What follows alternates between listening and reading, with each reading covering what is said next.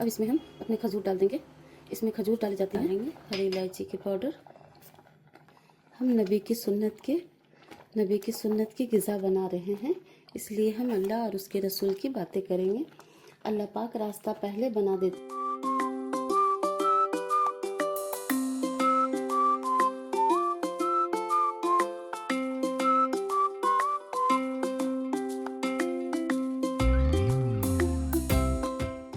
अस्सलामुअलैकुम।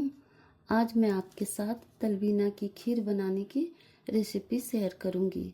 इसके बहुत फ़ायदे हैं। तलबीना की खीर स्ट्रेस और डिप्रेशन को दूर करती है। ये खीर के जिक्र हमारे तिब्ब नबी में भी है। हमारे नबी हुजूर सल्लल्लाहु अलैहि वसल्लम ने भी इसका जिक्र किया है। एक बार आप दरूद शरीफ पढ़ लें। हमारे रसूल सल्लल्लाहु अलैहि वसल्लम ने भी जिक्र किया, तलबीना बनाओ और खिलाओ।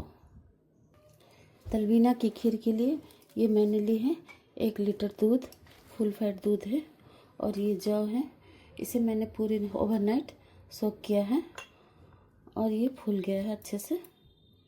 और ये कुछ ड्राई फ्रूट है, ये पिस्ता है, इसे मैंने कुछ काट लिया है, कुछ साबुत रखा है। ये अखरोट है, और ये काजू है, और ये बादाम है, और ये 10-12 खजूर है।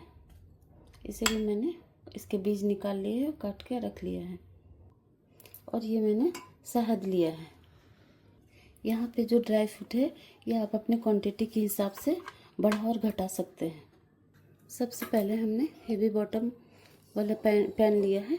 इसमें हम अपने 1 लीटर फुल फैट दूध डाल देते हैं और इसे एक उबाल आने तक वेट कर लेते हैं। हमें अपने गैस के फ्लेम को हाई रखनी है। हमारे दूध में उबाल आ गई है। अब हम इसमें भीगी हुई अपने जौ को डाल देंगे और अपने फ्लेम को लो कर देंगे। लो टू मीडियम पे हम इसे पकाएंगे। जौ अच्छे से भिगे हुए होने चाहिए। जौ को हमने पूरी रात भिगोया है। अगर किसी का हेमोग्लोबिन कम है, इसे 1 महीने तक रेगुलर बेस पर इस खीर को बनाकर खिलाएं तो उसका हीमोग्लोबिन लेवल पर आ जाएगा। अगर आपके यहाँ कोई कमज़ोर और बीमार हैं तो उन्हें भी आप इसे खिलाएं। ये हमारे नबी सल्लल्लाहु अलैहि वसल्लम की ग़िज़ा है, इसलिए आज उन्हीं के बारे में कुछ बातें भी हम करेंगे। हुज़ूर नबी करीम सल्लल्लाहु अलैहि वसल्लम ने फरमाया कि एक आदमी अपने दीनी भाई से मिलने के लिए दूसरे गांव जाने के लिए वो निकला, तो अल्लाह ताला ने उसे रास्ते में एक फरिश्ते को भेज दिया। जब उस आदमी का उसके पास से गुजारा हुआ तो फरिश्ते ने पूछा, कहाँ का इरादा है? उस आदमी ने कहा कि उस गांव में मेरा एक भाई है, मैं उससे मिलना चाहता हूँ। फरिश्ते ने कहा, क्या उसका तुम पर कोई एहसान है जिसका तू बदला देने जा रहा है? तो उसने कहा, नहीं, बात सिर्फ इतनी है कि मैं उससे अल्लाह के लिए मोहब्बत करता हूँ। फरिश्ते ने कहा, मैं तेरे पास अल्लाह का पैगाम लेकर आया हूँ।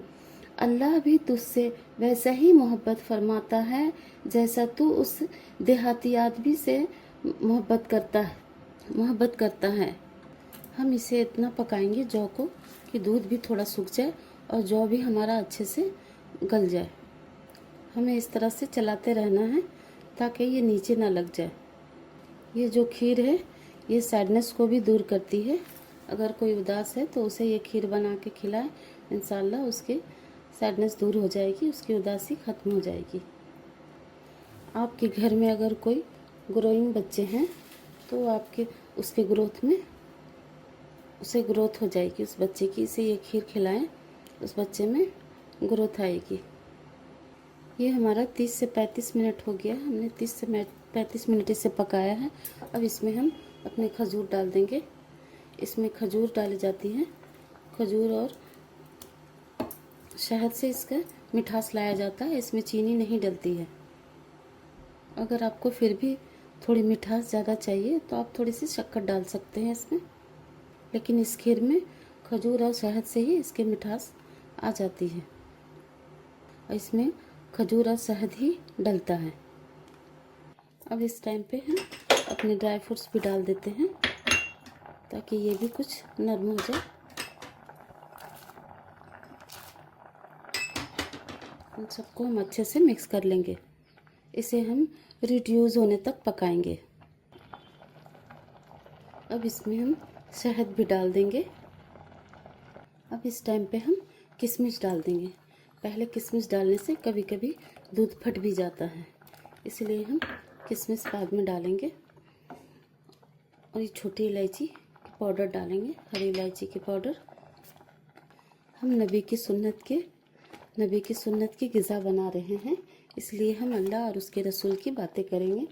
अल्लाह पाक रास्ता पहले बना देता है, लेकिन अता से बेहतरीन वक्त पर करता है।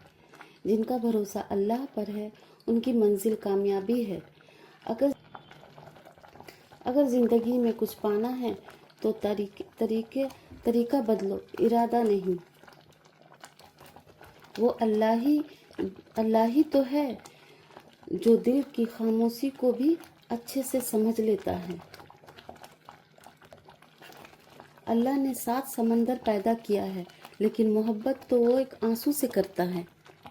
आपको अगर ये कम मीठी लगती है तो आप थोड़े से शहद और डाल सकते हैं, या फिर थोड़ी सी आप शक्कर डाल दें। यहीं पे हम अपने गैस के फ्लेम को बंद कर देंगे।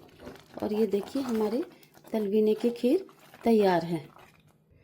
ये देखिए हमारे तलबीने की खीर जितने टेस्टी है उतने ही फ़ायदेमंद भी है।